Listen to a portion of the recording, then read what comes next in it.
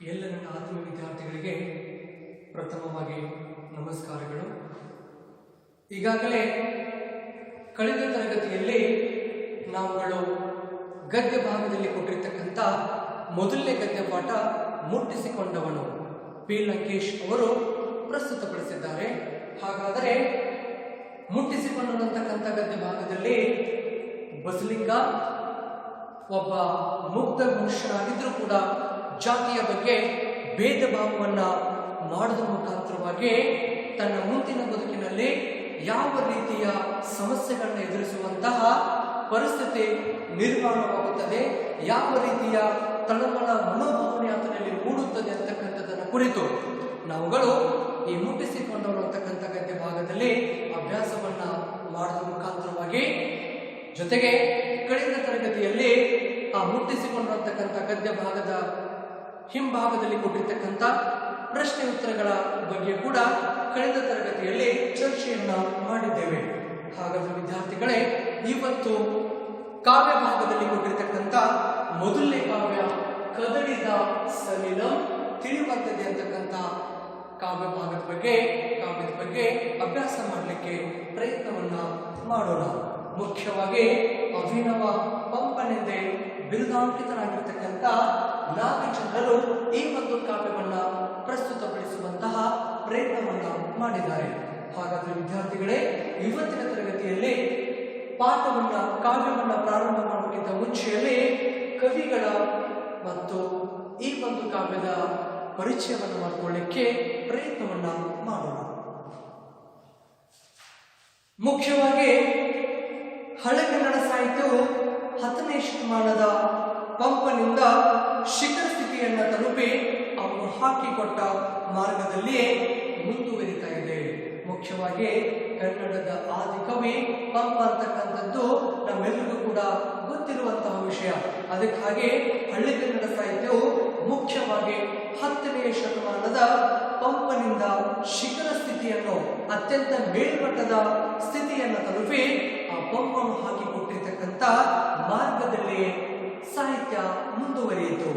ಅವನನ್ನ ತುಂಬಾ ಭಕ್ತಿ ಗೌರವಗಳಿಂದ ಅನುಸರಿಸಿರುವಂತಹ ಕವಿಗಳಲ್ಲಿ ಪ್ರಮುಖನೆಂದರೆ ನಾಗಚಂದ್ರ. ಹಾಗಾದ್ರೆ ಈ ಪಂಪನನ್ನ ತುಂಬಾ ಅತ್ಯಂತ ಭಕ್ತಿ ಮತ್ತು ಗೌರವಗಳಿಂದ ಅನುಸರಿಸಿರುವಂತಹ ಎಲ್ಲ ಕವಿಗಳಲ್ಲಿ ಅತ್ಯಂತ ಪ್ರಮುಖನೆಂದರೆ ಅವರು ನಾಗಚಂದ್ರ ಅಂತಕ್ಕಂಥದ್ದು ನಮಗೆ ಗೊತ್ತಿರಬೇಕು. ಅಭಿನವ ಪಂಪನೆಂದೇ ತನ್ನನ್ನು ಕರೆದುಕೊಂಡು ಈತ 11ನೇ ಶತಮಾನದ ಉತ್ತರಾರ್ಧ ಹಾಗೂ 12ನೇ ಶತಮಾನದ ಪೂರ್ವಾರ್ಧದಲ್ಲಿ ಜೀವಿಸಿದ್ದನು ಅಂತಕ್ಕಂಥದ್ದು. ಹಾಗಾದರೆ ಪಂಪನ ನಂತರದಲ್ಲಿ ಬಂದಿರತಕ್ಕಂಥ ಈ ನಾಗಚಂದ್ರ ಅಭಿನವ ಪಂಪ ಎಂದು ತನ್ನನ್ನೇ ಕರೆಸಿಕೊಂಡು ಈತ 11ನೇ ಶತಮಾನದ ಉತ್ತರಾರ್ಧದಲ್ಲಿ ಹಾಗೂ 12ನೇ ಶತಮಾನದ ಪೂರ್ವಾರ್ಧದಲ್ಲಿ ಬದುಕಿದ್ರು ಅಥವಾ ಜೀವಿಸಿದ್ರು ಅಂತಕ್ಕಂಥದ್ದು ನಮಗೆ ಗೊತ್ತಿರಬೇಕು. ಅದೇ ರೀತಿಯಾಗಿ ವಿಜಯಪುರ ಅಥವಾ ಬಿಜಾಪುರ ಇವನ ಸ್ಥಳ, ಹುಟ್ಟಿ ಬೆಳೆದಿದ್ದು ಬಿಜಾಪುರ ಅಂತಕ್ಕಂಥದ್ದು ನಮಗೆ ಗೊತ್ತಿರಬೇಕು. ಅಲ್ಲಿನ ಮಲ್ಲಿ ಜಿನೇಂದ್ರ ಬಸದಿಯನ್ನು ತಾನು ಕಟ್ಟಿಸಿದ್ದಾಗಿ ಕವಿಯೇ ಹೇಳಿಕೊಂಡಿದ್ದಾನೆ. ಆ ಬಿಜಾಪುರದಲ್ಲಿ ಬರುವಂತಹ ಮಲ್ಲಿ ಜಿನೇಂದ್ರ ಅಂತಕ್ಕಂಥ ಬಸದಿಯನ್ನ ಈ ನಾಗಚಂದ್ರರು ಕಟ್ಟಿಸಿದ್ದಾಗೆ ನಮ್ಮ ಕವಿತೆಯಲ್ಲಿ ಹೇಳಿಕೊಂಡಿದ್ದಾರೆ. ಈತನ ಗುರುಗಳು ಬಾಲಚಂದ್ರ ಮೇಘಚಂದ್ರ ಯತಿಗಳು. ಹಾಗಾದ್ರೆ ನಾಗಚಂದ್ರರ ಮುಖ್ಯವಾಗಿರ್ತಕ್ಕಂಥ ಗುರುಗಳು ಯಾರಪ್ಪ ಅಂತಂದ್ರೆ ಅವರು ಬಾಲಚಂದ್ರ ಮೇಘಚಂದ್ರ ಯತಿಗಳು ಅಂತಕ್ಕಂಥದ್ದು.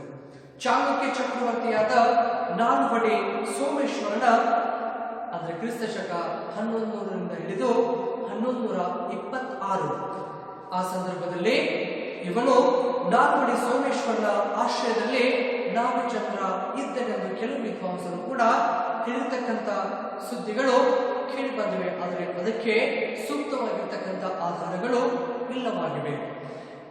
ಮಲ್ಲಿನಾಥ ಪುರಾಣ ಮತ್ತು ರಾಮಚಂದ್ರ ಚರಿತ ಪುರಾಣ ಎಂಬೆರಡು ಚಂಪು ಕಾವ್ಯಗಳನ್ನ ಈತ ರಚಿಸಿದ್ದಾನೆ. ಹಾಗಾದ್ರೆ ಈ ನಾಗಚಂದ್ರನು ಬಂದಿರತಕ್ಕಂಥ ಮಲ್ಲಿನಾಥ ಪುರಾಣ ಮತ್ತು ರಾಮಚಂದ್ರ ಚರಿತ ಪುರಾಣ ಅಂತಕ್ಕಂಥ 2 ಚಂಪು ಕಾವ್ಯಗಳು ಈ ನಾಗಚಂದ್ರ ರಚಿಸಿದ್ದಾರೆ ಅಂತಕ್ಕಂಥದ್ದು ಕೇಳಬಹುದು.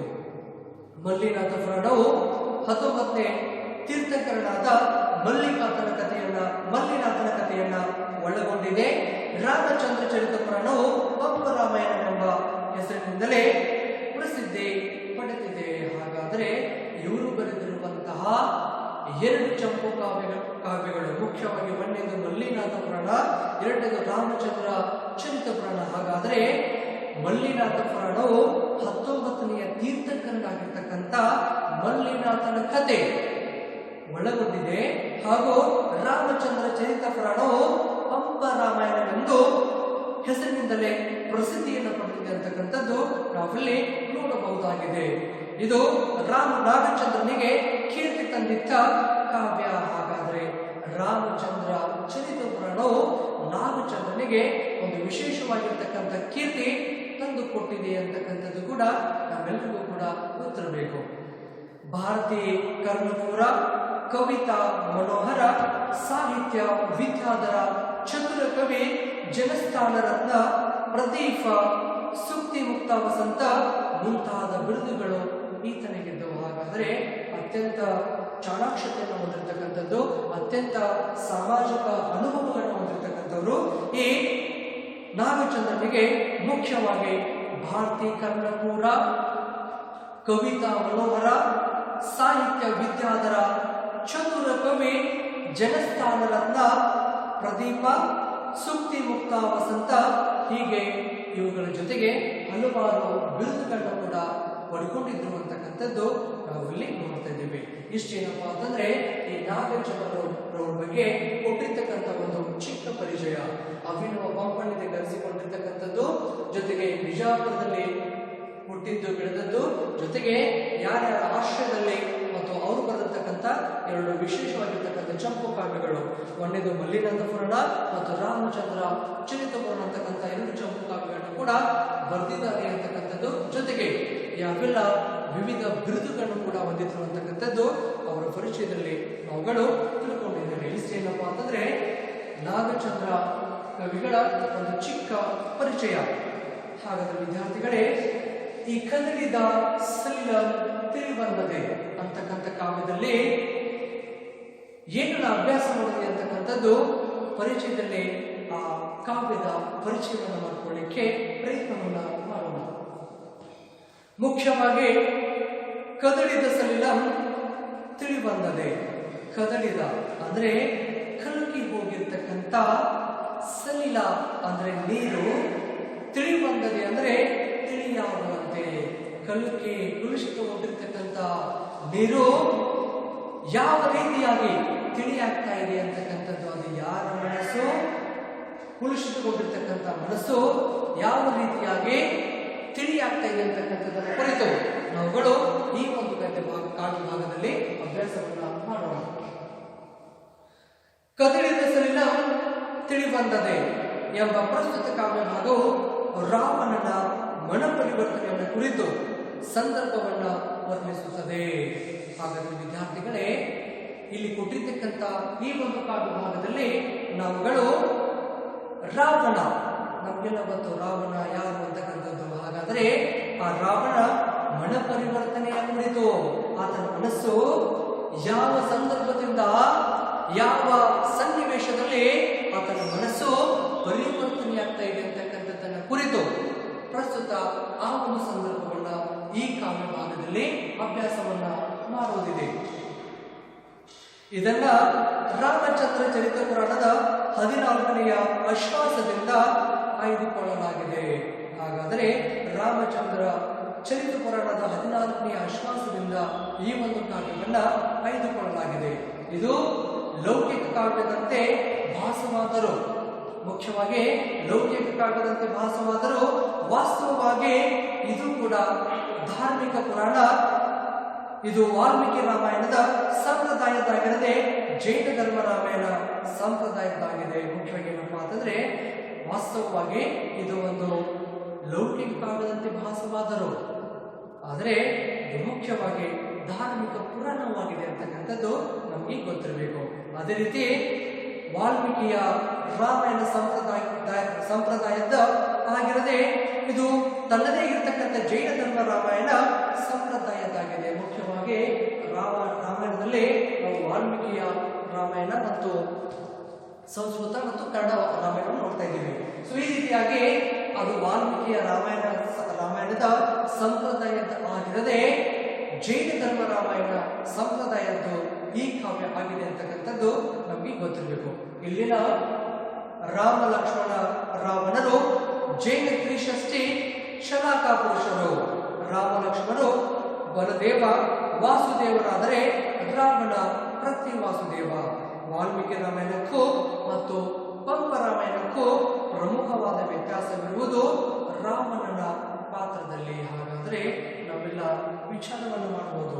ವಾಲ್ಮೀಕಿಯ ರಾಮಾಯಣ ಮತ್ತು ನಾಗಚಂದ್ರ ರಾಮಾಯಣ ಈ ಎರಡು ಕಥೆಗಳಲ್ಲಿ ಏನು ವ್ಯತ್ಯಾಸ ಇರಬಹುದು ಅಂತಕ್ಕಂಥದ್ದನ್ನ ವಿಚಾರ ಮಾಡಲಿಕ್ಕೆ ಹೋಗಿದೆಯಾಗಿದ್ದಲ್ಲಿ ಮುಖ್ಯವಾಗಿ ಈ ಎರಡು ಪುರಾಣಗಳಲ್ಲಿ ರಾವಣನ ಪಾತ್ರದಲ್ಲಿ ಮಾತ್ರ ವ್ಯತ್ಯಾಸವಿದೆ ಅಂತಕ್ಕಂಥದ್ದನ್ನ ನಾವಿಲ್ಲಿ ತಿಳಿದುಕೊಳ್ಳಲಿಕ್ಕೆ ಸಾಧ್ಯವಾಗುತ್ತದೆ.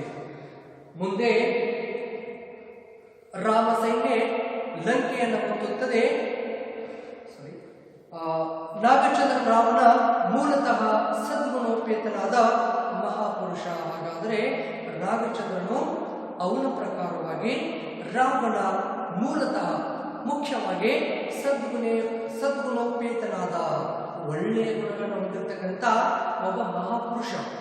ಅಂಥವನ ಕಾಲಕರ್ಮ ಸಂಯೋಗದಿಂದ ಅಲ್ಪ ದೌರ್ಬಲ್ಯವಶನಾಗಿ ಆ ದೌರ್ಬಲ್ಯ ಆಕಸ್ಮಿಕವೇ ಹೊರತು ಸ್ವಭಾವ ಸಹಜವಾದುದಲ್ಲ, ವಿಧಿ ಸಂಕಲ್ಪ ಪ್ರೇರಿತನಾಗಿ ಪತನಾಭಿಮುಖನಾಗುತ್ತಾನೆ.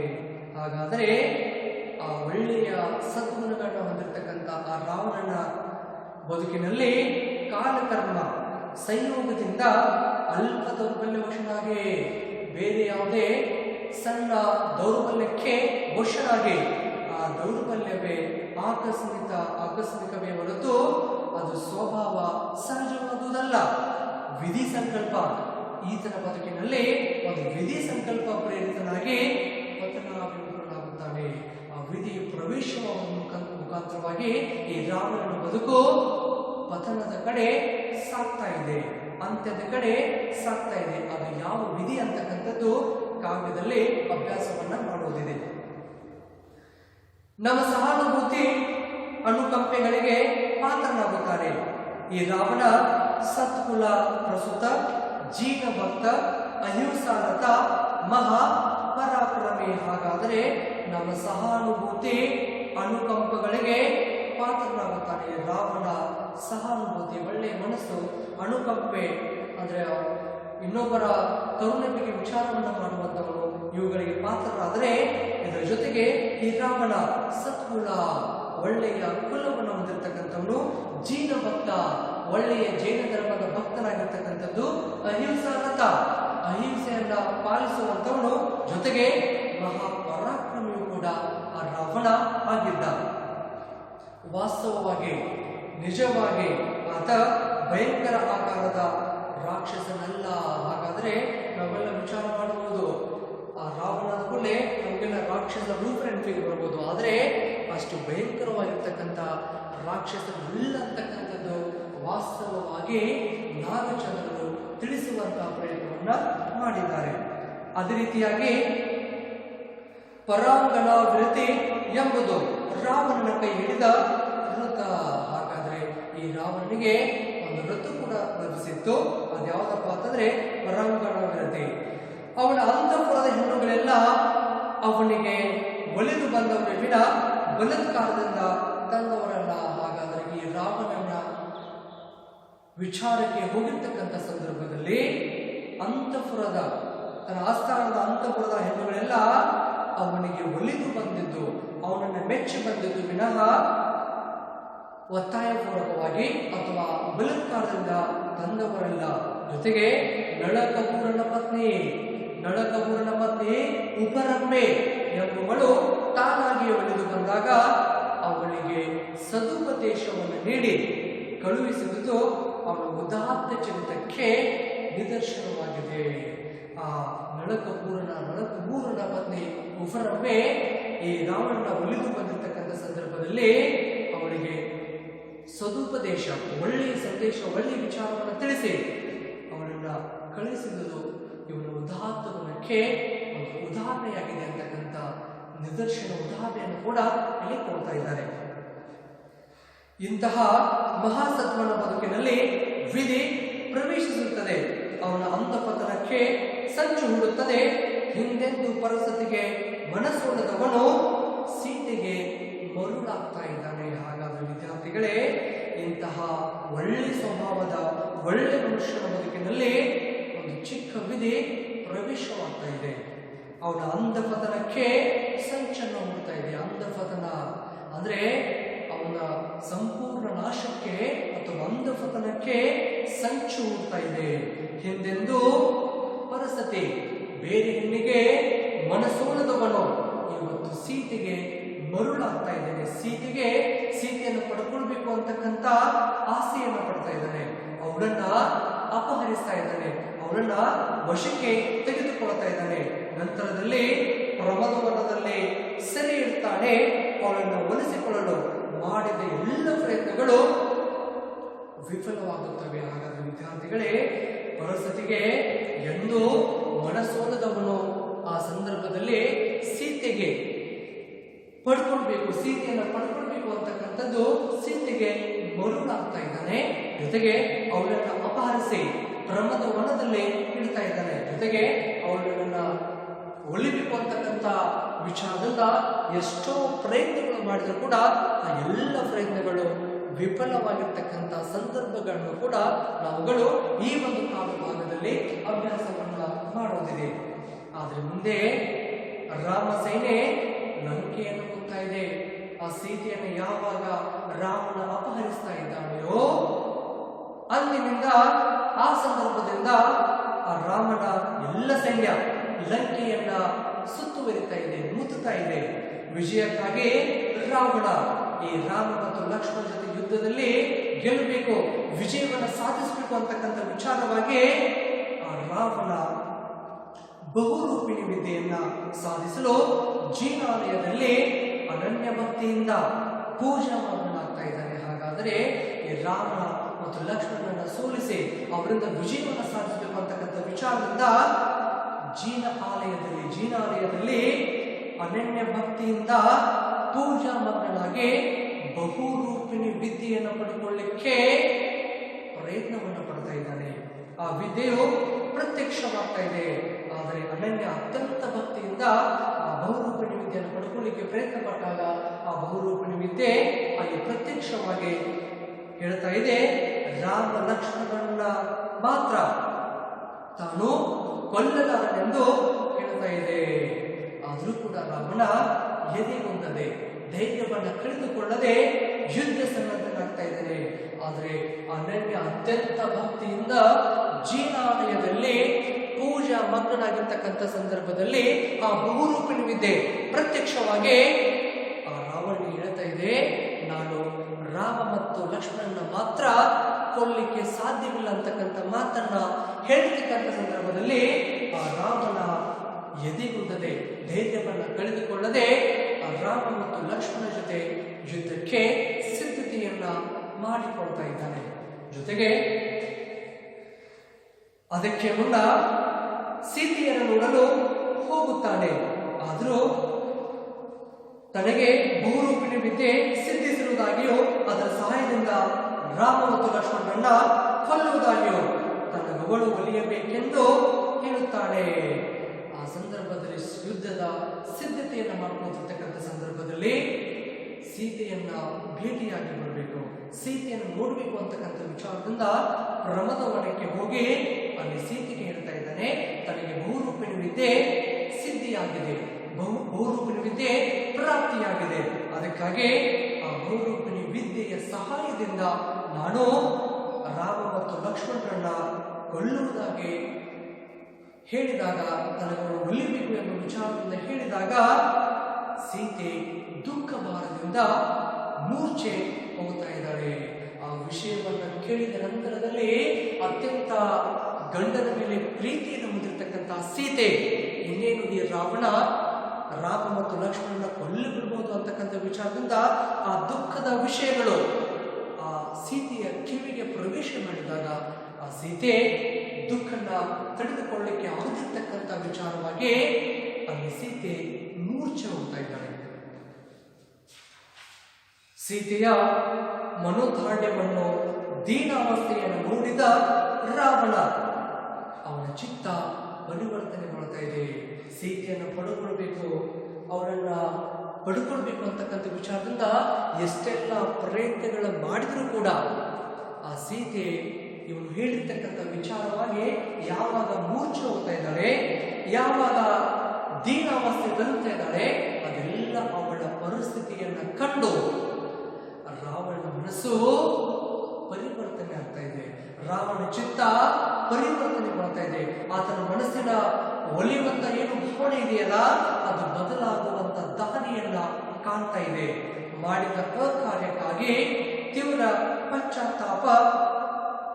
ಪಶ್ಚಾತ್ತಾಪವಾಗುತ್ತದೆ. ಹಾಗಾದ್ರೆ ಈ ರಾವಣ ಮಾಡಿರ್ತಕ್ಕಂಥ ಅಕಾರ್ಯ ಅಂದ್ರೆ ಕೆಟ್ಟ ಕೆಲಸದ ಕುರಿತು ಅವರಲ್ಲಿ ಪಶ್ಚಾತ್ತಾಪ ಭಾವನೆ ಮೂಡ್ತಾ ಇದೆ. ಸೀತೆಯ ಮೇಲಿನ ದುರ್ಮೋಹ ತೊಲಗಿ ವಿವೇಕ ಉದಯವಾಗುತ್ತದೆ, ವೀರತ್ತಿ ಜನಿಸ್ತಾ ಇದೆ. ಹಾಗಾದ್ರೆ ಎಲ್ಲಿಯವರಿಗೆ ಸೀತೆಯನ್ನು ಪಡ್ಕೊಳ್ಬೇಕು, ಸೀತೆಯನ್ನ ಪಡೆಯುತ್ತೇನೆ ಅಂತಕ್ಕಂಥ ಏನೋ ಒಂದು ದುರ್ಮೋಹ ಇತ್ತು, ಅದೆಲ್ಲ ಕೂಡ ತೊಲಗಿ ಇವತ್ತು ವಿವೇಕ ಜ್ಞಾನ ಆ ರಾವಣನಲ್ಲಿ ಉದಯವಾಗ್ತಾ ಇದೆ, ಹುಡುಕ್ತಾ ಇದೆ, ವೀರತ್ತಿ ಭಕ್ತಿ ಮೂಡ್ತಾ ಇದೆ. ಅವನ ಆತ್ಮನಿಂದೆ ಮಾಡಿಕೊಂಡು ಪರಿಶುದ್ಧ ಹೃದಯನಾಗ್ತಾ ಇದ್ದಾನೆ. ಹಾಗಾದರೆ ಇಲ್ಲಿ ರಾವಣನ ಮನಸ್ಸು ಯಾವ ಸಂದರ್ಭದಲ್ಲಿ ಸೀತೆಯನ್ನು ಬಯಸಿತ್ತು, ಆದರೆ ಸೀತೆಯ ಅಸಹಾಯಕವಾಗಿರ್ತಕ್ಕಂಥ ವ್ಯವಸ್ಥೆ ಮತ್ತು ರಾಮನ ಮೇಲಿನ ಪ್ರೀತಿ ಇದೆಲ್ಲವನ್ನ ಗಮನಿಸಿದ ನಂತರದಲ್ಲಿ ರಾವಣನ ಮನಸ್ಸು ಹೇಗೆ ಪರಿವರ್ತನೆ ಆಗ್ತಾ ಇದೆ ಮತ್ತು ಆ ರಾವಣ ಮತ್ತು ಸೀತೆ ಅವರಿಬ್ಬರಲ್ಲಿ ಯಾವ ರೀತಿಯ ಸಂವಾದ ಚರ್ಚೆಗಳಾಗ್ತಾ ಇದ್ದೀವಿ ಅಂತಕ್ಕಂಥದ್ದನ್ನ ಕುರಿತು ನಾಗಚಂದ್ರರು ಈ ಒಂದು ಕದಡಿದ ಸಲಿಲಂ ತಿಳಿಬಂದರೆ ಅಂತಕ್ಕಂಥ ಕಾವ್ಯ ಭಾಗದಲ್ಲಿ ಬಹಳ ಸೊಗಸಾದ ರೀತಿಯಲ್ಲಿ ತಿಳಿಸುವಂತಹ ಪ್ರಯತ್ನವನ್ನ ಮಾಡಿದ್ದಾರೆ.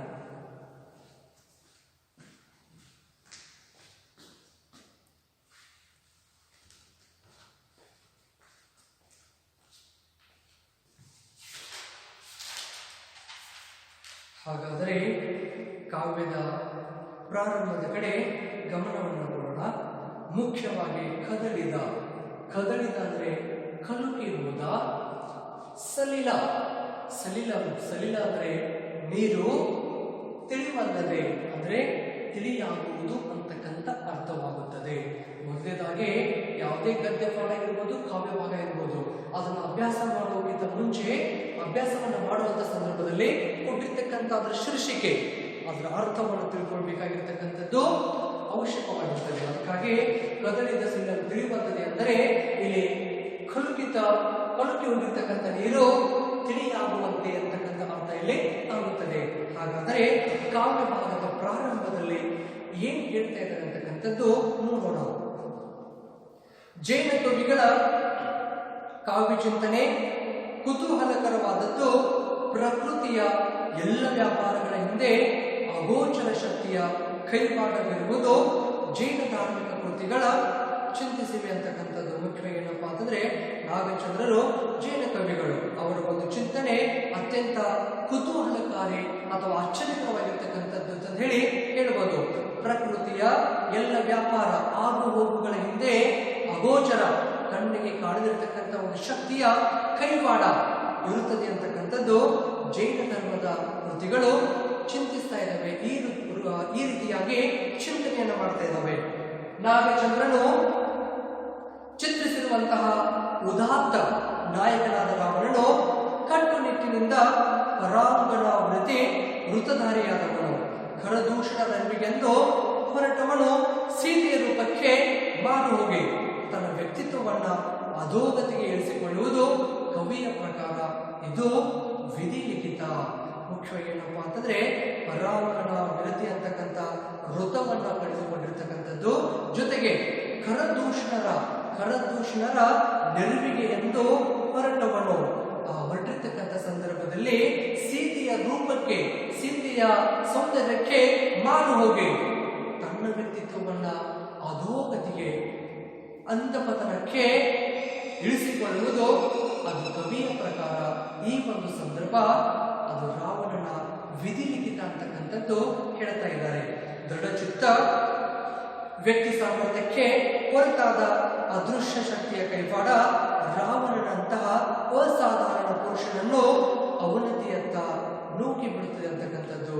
ದೃಢಚಿತ್ತ ವ್ಯಕ್ತಿ ಸಾಮರ್ಥ್ಯಕ್ಕೆ ಹೊರತಾದ ಅದೃಶ್ಯ ಶಕ್ತಿ, ಎಷ್ಟೇ ದೃಢ ಶಕ್ತಿಯನ್ನ ದೃಢ ಚಿತ್ತವನ್ನು ಹೊಂದಿರತಕ್ಕಂಥದ್ದು, ಎಷ್ಟೇ ವ್ಯಕ್ತಿ ಸಾಮರ್ಥ್ಯವನ್ನು ಹೊಂದರೂ ಕೂಡ ಅದೃಶ್ಯ ಎಂಬ ಶಕ್ತಿ ಅದರ ಕೈವಾಡ ರಾವಣನಂತಹ ಅಸಾಧಾರಣ ವ್ಯಕ್ತಿತ್ವವನ್ನ, ಅಸಾಧಾರಣ ಪುರುಷನನ್ನ ಅವನತಿಯತ್ತ ನೂಕಿ ಬಿಡ್ತಾ ಇದೆ.